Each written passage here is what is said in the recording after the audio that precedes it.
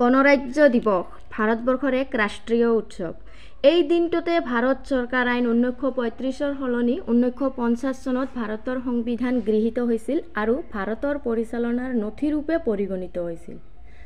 The Constitution of India Preamble.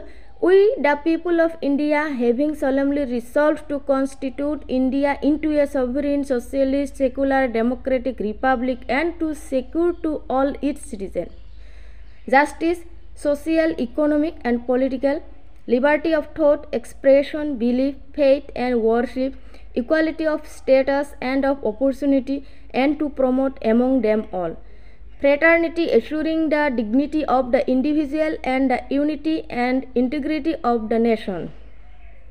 In our Constituent Assembly, this 26th day of November 1949, do hereby adopt, enact and give to ourselves this Constitution.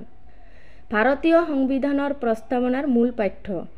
ভাৰতৰ সংবিধানখন ভাৰতৰ সংবিধান সভাই 1949 চনৰ 26 নৱেম্বৰত অনুমোদন জনাইছিল।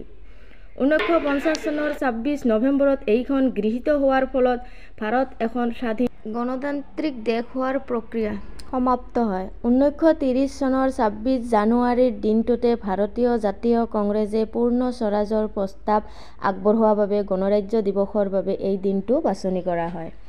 Source https://s.wikipedia.org. Thank you for watching.